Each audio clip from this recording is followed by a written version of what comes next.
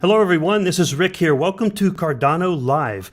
Today I have the honor of having Mark Bergman on with us. He is president of the Occam Association, and he's here to talk with us about the Occam Launchpad and maybe some about the Occam DEX and how the tokens work. Thank you everyone, for the viewers, for being here. And Mark, thank you very much for coming on Cardano Live. How are you doing today, sir? Hey Rick, thank you for having me and to give me the opportunity to talk to your users. You're a legend in Cardano, so I'm thrilled to be on this show. I'm doing very good, thank you. I appreciate it. And thank you, Mark, for that as well. Now, let's start off with kind of like a basic overview here of what is the Occam Launchpad. Can you break it down for us? Absolutely. So in traditional markets, we have something called primary markets and secondary markets. And what we've been seeing in decentralized finance is that many tokens are launched on a secondary market directly.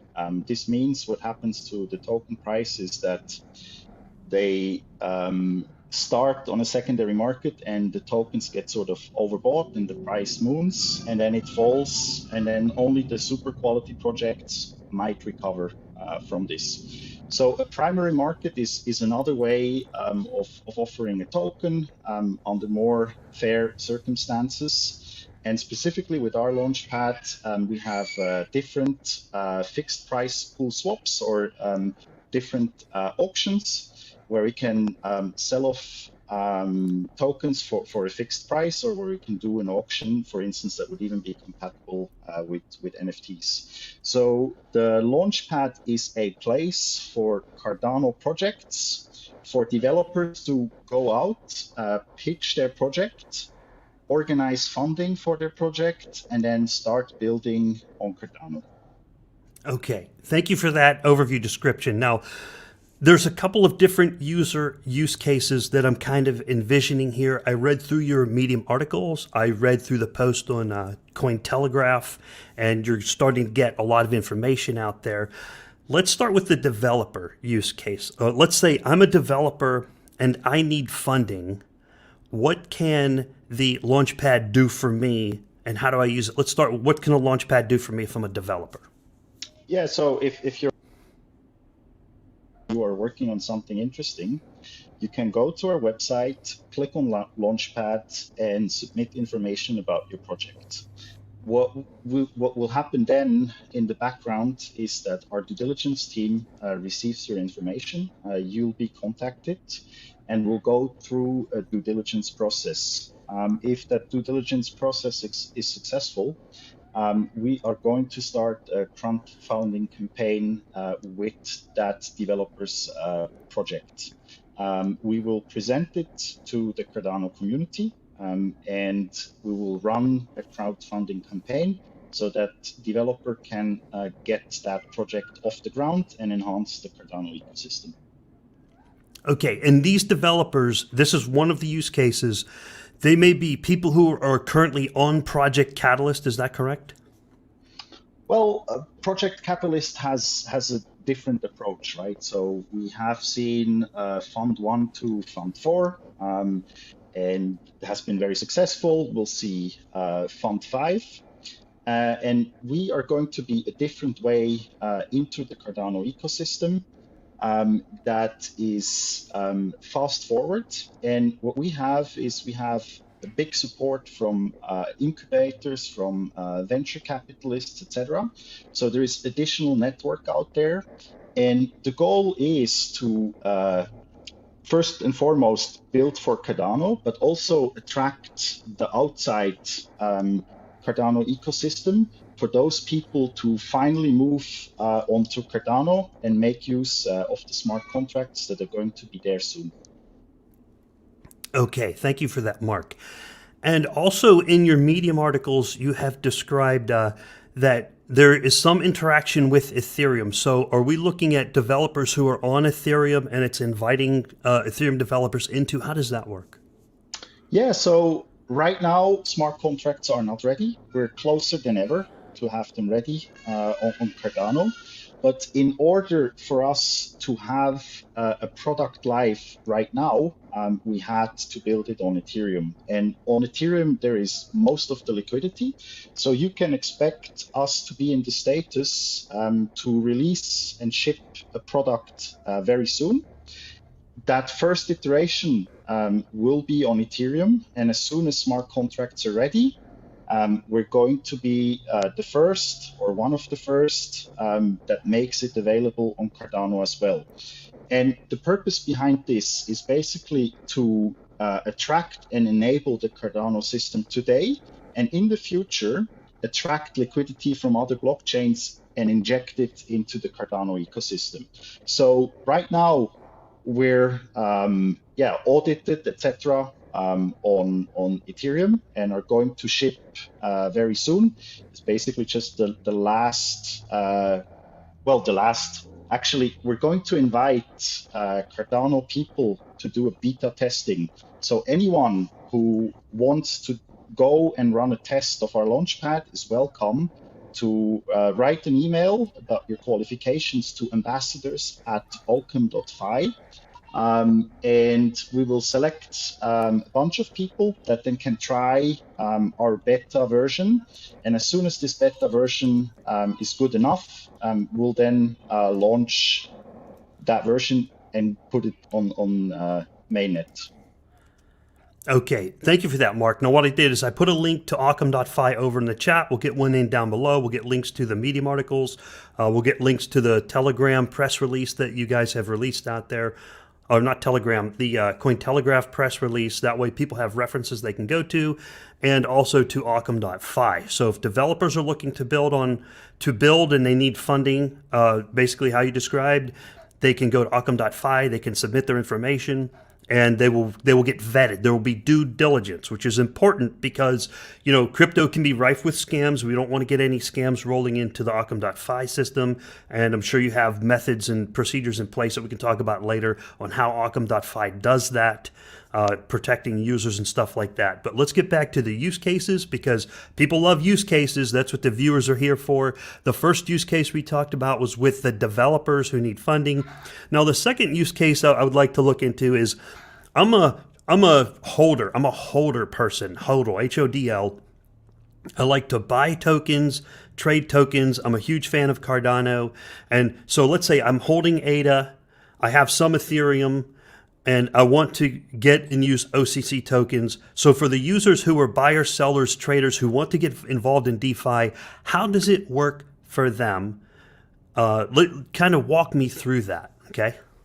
Yeah, so we will have a decentralized exchange, right? Which you could say it's the version Uniswap number 4. Everyone knows that the version 4 is not out yet and that we're only going to see version 3. So it means it is advanced. So the last 8 months, we have put a lot of resources into figuring out how a decentralized exchange works today, what the shortcomings are, and specifically what we can do better. And we have a very strong team of developers. 4 of them are actually rewarded mathematicians that won Olympic medals on mathematic games many times in a row. So we're very proud to have those guys. And we have fixed a few of the shortcomings that current DEXs that are out there in the market have. On top of that, the first version is going to be on Ethereum as well. It's going to be audited, etc. And then as soon as smart contracts are out on Cardano, we're going to do a big effort to be among the first. And the planning for this has been going behind the scenes for a while now. So we're going to be the first to have this on Cardano. So what we're going to enable is that we have a fully trustless, decentralized place where people can trade Cardano tokens, and we have a way for other blockchains or other capital to come into the Cardano ecosystem as well. On top of that, we have currently partnerships with centralized exchanges, where we have something called an Ethereum to Cardano bridge. So this means, for instance, for the OCC token, this is going to be the first use case on those centralized exchanges, is that you can deposit either the ADA version or the Cardano version of the OCC token to that exchange, or the ERC20 version to that exchange. And then you can basically select to which blockchain you want to withdraw it. And this is the first sort of use case. In the future, we want to enable to withdraw any type of token to the Cardano blockchain. So whether it's Bitcoin, whether it's Ethereum, whether it's USD Tether or USDC, and so forth and so on. And this is going to help specifically our DEX to attract a lot of liquidity and to start building the DeFi Lego and offer interesting yield for Cardano users of this DEX. All right. Thank you, Mark. And can you tell us which exchanges yet so far? I know sometimes wording can be tough, but that is going to be the number one question from users is, if they're interested, they're going to say, where can I get the token? Can you tell them either on Cardano or on the Ethereum ERC20 side, where can users go to acquire the tokens? So you're talking about the OCC token, or which token do you mean specifically? Well, starting with the OCC token, the ERC20 version, is that one available yet? It's not available yet. We're still figuring out how we can do the best possible launch so that everyone in the community is happy. And this is not an easy undertaking because you have investors that were in early on that had a risk that we couldn't deliver potentially. Now that we're super close to delivery, it's a different phase. So we're working out how those mechanics are going to be. We do have like a baseline plan, but we're figuring out some of the details to this, and within soon we'll announce how this is all going to work. We'll write up a detailed Medium post, and we're happy then once it's announced to explain this in more detail. But most likely, the first place to go and get OCC tokens will be on our Launchpad to make it a fair launch. Okay, and the Launchpad, I saw that on your website on Occam.fi, there was information about percent of tokens that you're releasing over time. There's some information there available, but basically the general concept is you're going to have two different types of tokens. You'll have one on Ethereum, another one on Cardano, and you're going to use an exchange through the web interface, through the internet, for users to acquire and trade the tokens on that exchange. Is that correct, what I got so far? Yeah, so we're going to most likely launch the token on our Launchpad so people can buy this in a decentralized way. And then from then on, we'll put the token most likely on other liquidity pools, so other decentralized exchanges, as well as launch it on centralized exchanges, so that with the goal in mind that the token distribution is going to spread as far as possible. The wider the token distribution is, the more participants we have in Occam.finance, and the fairer the distribution is going to be. So it's going to be one of the crucial points is going to be that this token is distributed among users in the ecosystem, so that then over time, as the OCC token represents a governance function in the OCC DAO, that those people can participate and vote and help create the future of the Occam Finance protocol by giving their vote in this DAO procedure. Okay, thank you for that. All right, so we've talked about the Launchpad. You've described that a few times. So the Launchpad itself, is that going to be smart contracts running on both Ethereum and Cardano that are accessible through a web interface. Tell us a little bit more about the Launchpad and some of the mechanics and math that your mathematicians are putting into that. How does the Launchpad work? Yeah, so that's going to be fully decentralized. So basically, you can then go to the website and connect your wallet. Once you connected your wallet, you can use the inventory on your wallet to sort of participate in the crowdfunding campaigns that are ongoing on the Launchpad. So basically, what it means, it's fully decentralized, and you can sort of purchase those tokens that are offered on there. It's not going to be that there is price discovery, that the price is moving. The price is fixed, and there's a few mechanics that we have. We have fixed price pool swaps, and we have auctions depending on the asset that is being offered on the Launchpad. Okay. All right, that sounds good. So people are going to be able to connect their wallets through the website. Now, do you know yet, is it going to use Yoroi wallet? Like, would I open Yoroi in a web browser and then go to that website, kind of like you do with MetaMask? Would I use it from the Daedalus wallet? Would I go to the exchange website and somehow connect my exchange wallet to the Launchpad? How's that going to work? There should be many possibilities there to make it as easy as possible. Right now, we cannot comment like which wallet that is going to be used. These are all preparations that are going on behind the scenes. The most important thing is that whatever we put out there is secure. So that's going to be the focus. And the second focus is that it's going to be as easy as possible, that it's going to be a great user experience for the user, and that it's useful. So we'll most likely tap into wallets that have great acceptance already within the community, but they have to pass the security checks.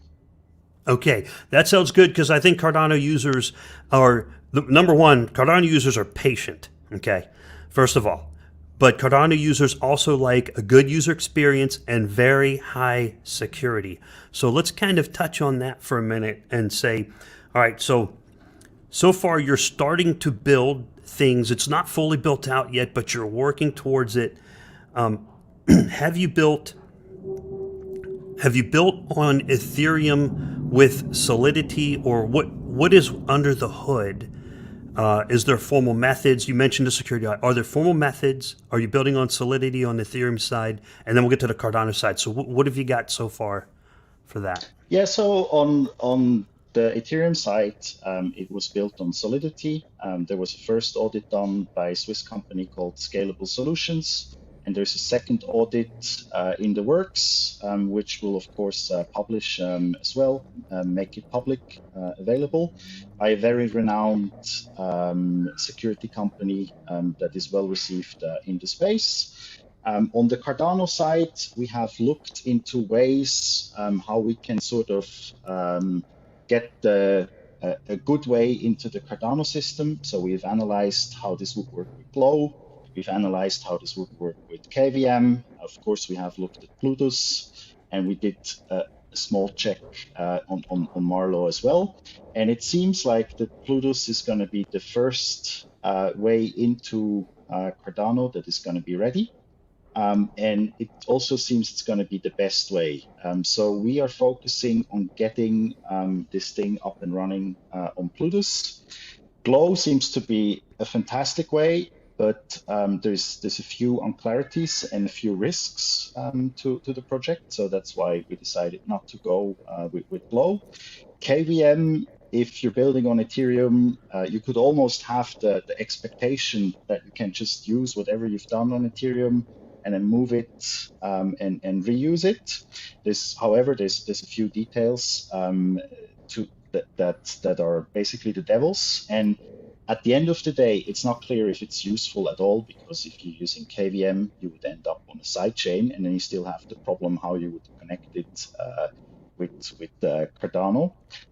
So we want to be natively on Cardano, and that's why we're going the Plutus route. And Marlowe, the way we understand it, it's basically a way to click together your smart contracts. And that's most likely not going to allow the flexibility that we need to build something robust.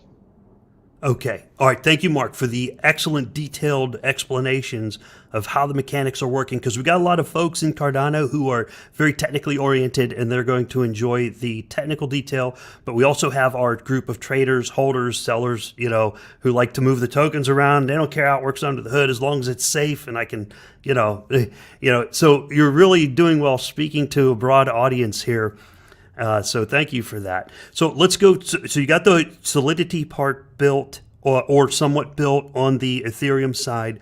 And then on the Cardano side, I can understand not really using the Glow. That came along more recently. Plutus has been kind of built in for a very long period of time.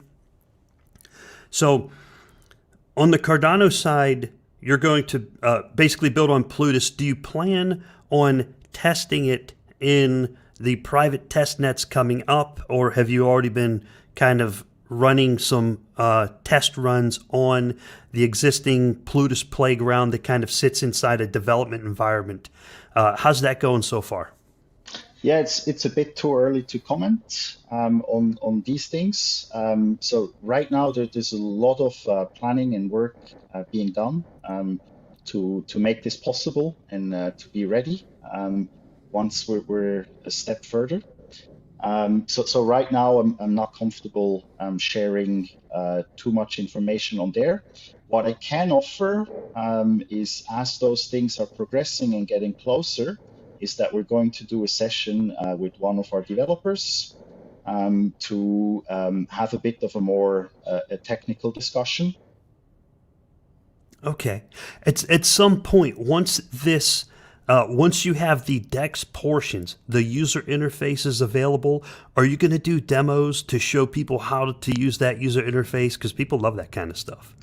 Absolutely, we're going to do demos, and we'll most likely do the same thing with the DEX as we're going to do with the Launchpad next week, right? So we're inviting for beta testing.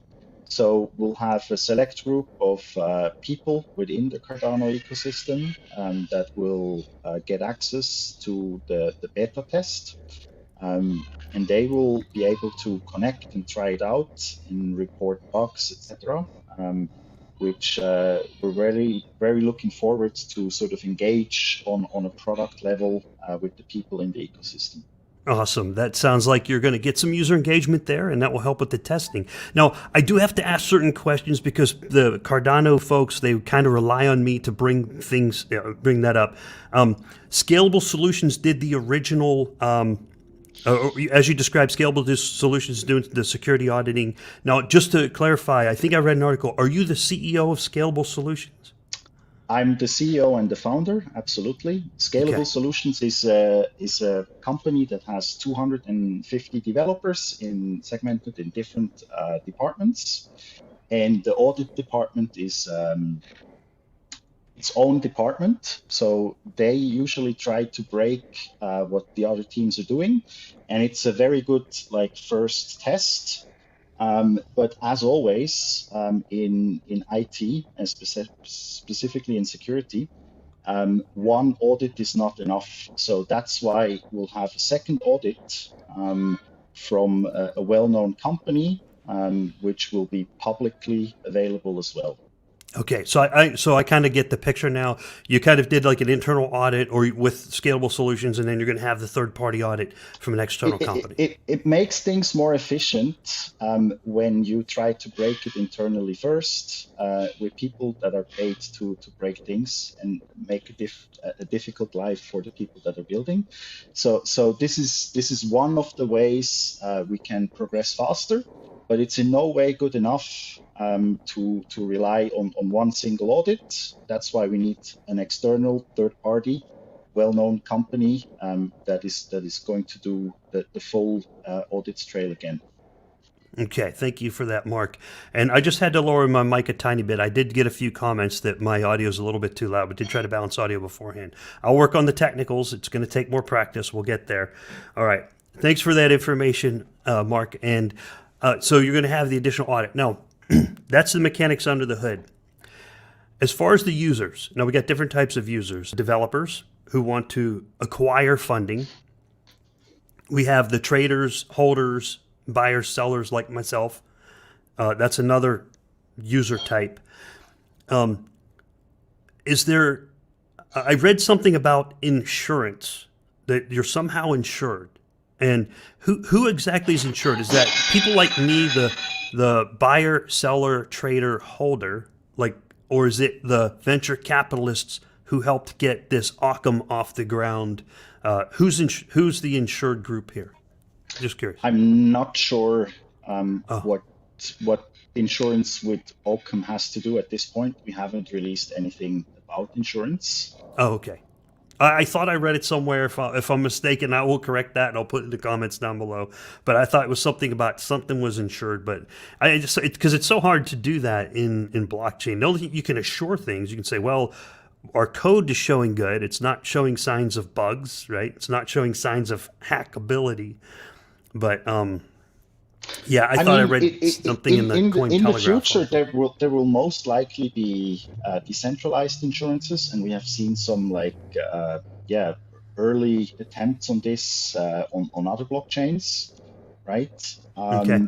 And it could certainly be an interesting call for a protocol to develop on Cardano that focuses on decentralized insurance. And if that protocol that eventually emerges that does insurance in a decentralized way, then of course we'll use it. But for now, we don't have anything published or announced that has to do with insurance. Oh, okay, yeah. No, I didn't think it was buying and selling insurance. I didn't know if there was like some, if some guarantee, like, oh, if you use our DEX and a hack occurs, then you're covered up to some number. I don't think that's an industry standard, and obviously you guys aren't touching on that. So if more comes to light later, we can talk about it later as well. Let me see. I think I've covered most of the questions on what I think the average user would need to know. So the use cases are developer acquiring funding, user who's a buyer, seller, trader, trying to make money off of that. And well, I'm assuming the liquidity that the developers get, where does that come from? Does that come from the person doing the buying, selling, trading? And as interest accrues, how does that work? Can you give me a rundown? How does the money get from the buyer, seller, trader bubbas using the DEX over to the developers using the Launchpad? How does that part work? Sure. So the Launchpad is pretty simple, right? You offer your tokens for a fixed price. So that's basically you're issuing your tokens and someone is going to buy them for price X. Then so that's the Launchpad. Then on a DEX, you or I encourage the community to get familiar with the concept called automated market maker. So in the centralized world, we have market makers that basically just monitor the order book and then use their own capital to sort of put quotes in. On a DEX, the way this works is with liquidity pools. It's not to be mistaken with staking pools. However, in a way, it's similar because you're putting capital into a pool and you stake it there. And what the capital allows is then to be traded against the market, right? And every time that capital gets traded, there is going to be a fee. So people who provide liquidity to the automated market maker, they are entitled to gain a trading fee. And that's where the liquidity is coming from. And in other DEXs, if you choose the right pairs, people have been making killings with providing liquidity. On top of that, we have also reserved a lot or a really big pot of OCC tokens, which will use for incentive programs, so-called liquidity mining programs. So we'll from time to time announce that if you provide liquidity to a certain pool for a certain time, for a certain period of time, that on top of the trading fee, that you accrue by providing liquidity to this pool, you will also be rewarded in OCC tokens, and this will make it super attractive for people with tokens, that they are going to provide these tokens to the automated market maker. Okay. All right. Thanks, Mark. And we're approaching the end of the time frame here. I don't want to cut things short because, as we were talking about before the podcast, we could go for hours. But I just wanted to get people an introduction to your platform so that people could make up their own minds. I'm not here to sell a platform. We're here to educate. We're here to ask the questions. And Mark came on the program to answer questions. So if there's any really hot questions that are pressing and burning at this time, based on what Mark and I had discussed so far, please let me know in the chat on the YouTube side and also on the Twitch side. And I will check your questions right before we finish up in a few minutes. Make sure it's the pressing, burning hot questions based on what we covered so far. We don't want to do Lambo Moonboyism, and we do not do financial advice. We are only describing how does this work, and what's the plan moving forward? What's the current status, which we covered that well. What's the plan moving forward? We touched on that as well. So if you have questions, let me know in the chat. And I do have mods, if you could flag me those burning and important questions, drop them over on the Telegram channel if I miss one of them, because my feed doesn't update in real time. There's about a 15-second lag. So for the wrap-up portion here, let's kind of, it's hard to estimate, but how long are we looking at in the future when Occam may have an operational product that people could either start testing or an operational product on the mainnet? Do you have any estimates? Because that's what the most common question in crypto is when? When Moon, when Lambo, when Shelly, when Goguen, right? And right now the when Goguen looks like, I think Goguen on mainnet, my assessment is we're looking at August on mainnet, but in just a week or so here in April, the private test net goes up. In about by the beginning of May, you're probably going to see the public test net, but it's still a test net with Plutus, go up.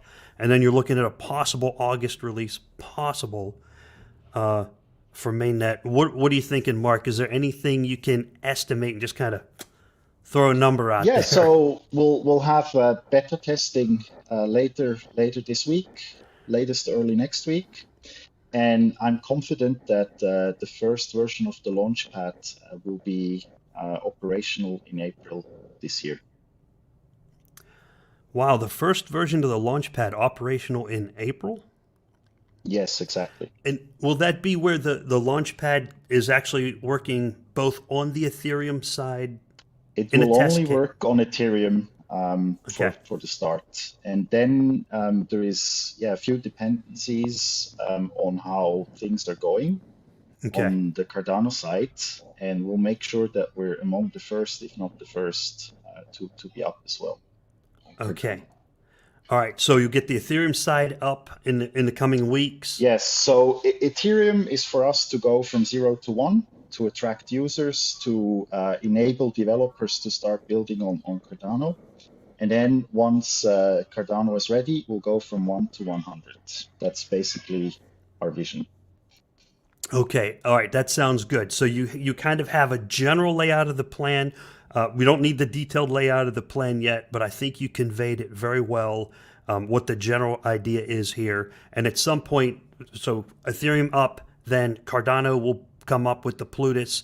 And then at some point, there's a bridge on an exchange where if someone is using the exchange, they can withdraw their tokens on one of the two chains. They can either pull it out on the Ethereum chain or they can pull it out on the Cardano chain. Then somewhere in the... Okay, awesome. And then, so you trade me, Mark. And hopefully that bridge will be used by many exchanges in the near future, because they have all the same needs, that users can withdraw those tokens fast, affordable, and in a secure manner. And if they can generate yield on top of that, that's going to be additionally interesting. And additionally to the bridge, what is also an offering to those exchanges that are using the bridge is that they could make use of a button that says supply liquidity now and earn yield. And then the exchange will do the whole operations in the back by supplying liquidity to the liquidity pools on the Occam DEX and making them some yield. So this should be specifically interesting also for people who are hodlers like yourself Yeah. and like additional passive income. Yeah, that you bring up a good point here, and I'm checking for some burning questions. Any burning questions? Let me know in the chat. It looks like one person asked, "Can we buy tokens in pre-sale?" And we'll get to that in just a moment. But are people going to have to KYC? I know it's a DEX. Does the DEX bypass the KYC, or do they have to KYC it? Because how's that going to work? Yeah, so for the Launchpad, we have the ability to allow KYC being built into crowdfunding campaigns. So basically, there is a way to get whitelisted, etc. And from the regulatory standpoint, what we think is specifically interesting is that on Cardano, we can basically have the identity built into the chain, which gives us more potential for the future if regulators decide that decentralized transactions need a higher level of compliance. Because right now, in the broad DeFi market, all you need is basically your public key, and then you're good to go when you can sign the transactions. That sounds good. It sounds you're going along the lines. You're developing along similar lines to what has been put out on the Cardano side about being able to put information on chain to be regulatory compliant for areas that require some sort of regulatory compliance, whatever that is. Okay. Exactly. So that's one of the reasons we chose Cardano over many others. Interesting. So Cardano has a feature that comes in very useful for regulatory purposes when needed, right? Go figure. It was planned out well, wasn't it? Yes, I'm a Cardano fan. I don't need to put a disclaimer out there. Everybody knows it. All right. I mean, we've been working on this for 8 months, right? So, yeah.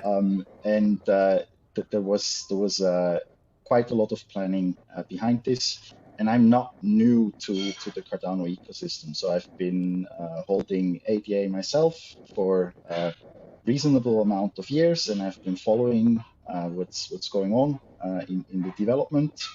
And I have been working for one or another body that is very tied to the Cardano ecosystem. So I've been in touch with what's going on over many years. Wow, that's good to hear. Well, I hope things work out well. One last burning question that we can touch on here was, hold on. Can we buy tokens in pre-sale? Well, I don't know what the answer to that is. There is more information on can you buy tokens on Occam.fi. They do have some percentages laid out there. Mark, do you have a response to that? Can we buy tokens in pre-sale? So, I mean, we're flattered to get this question basically all day. It means that there is a severe interest. And I can tell you, like only today, I got almost like 1,000 emails with exactly this question: where can I buy OCC tokens, etc.